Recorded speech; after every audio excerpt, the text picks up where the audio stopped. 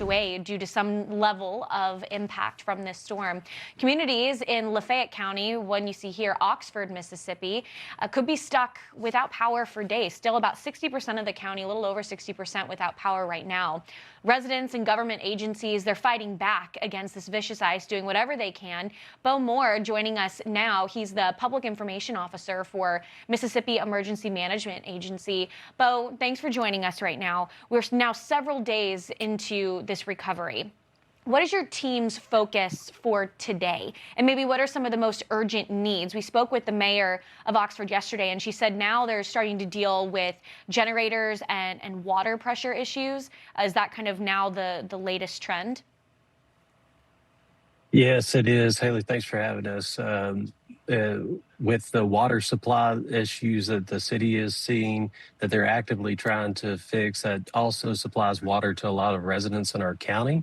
And then our local water associations in each one of these communities are impacted because their generators are failing or they're running low on fuel. So today, the National Guard has increased the troop amount coming to Lafayette County. A bunch of them arrived about an hour ago, and we met with them in our Emergency Operations Center. And our priorities today is getting to these water sites that the generators need to be refueled or repaired.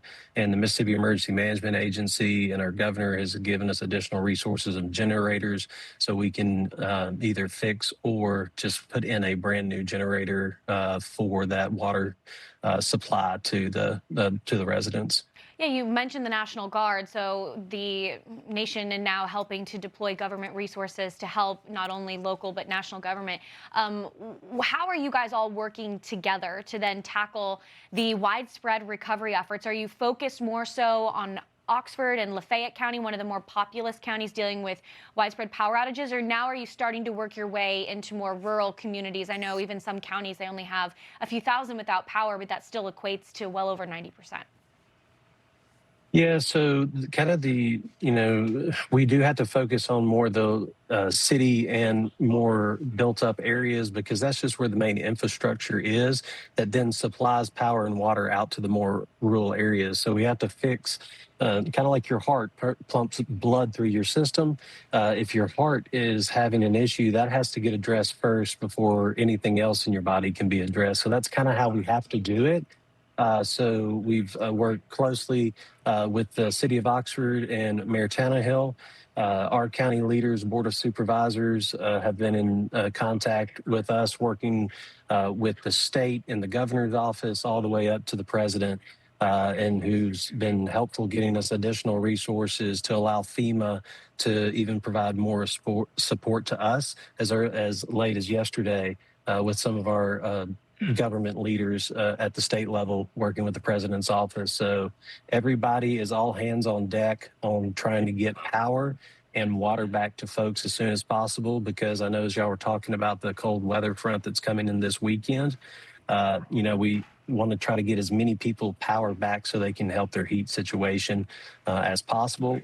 And if they don't have their heat situation, we are continuing to work with our shelter to make sure that we are have the ability to support as many people that want to come to our shelter during this next cold weather event we'll have this weekend if power is not restored yet. And it's a realistic possibility that thousands in our county will still not have power through the weekend. Yeah, I mean, I think you said it so eloquently that, the heart is pumping out to all these different areas. And so you really do need to focus on more of the infrastructure issues in your larger cities. My last question for you quickly is, what are now the challenges moving forward? Because we're still dealing with very cold temperatures overnight, but the daily temperatures in the afternoon, they're above freezing. So now you're getting refreeze impacts. We saw closures on I-55 and I-22. Yeah. And so how is that making an issue for getting crews into some of the hardest hit areas? Where are they staged right now? Yeah, it's been really difficult. Our state highways have been severely impacted, and it's been a very slow recovery on that. So that just slows down us getting out to the more rural areas. Our road crews are out in the rural areas, but we need, the state highways to get us cleaned up as soon as possible to get there quickly.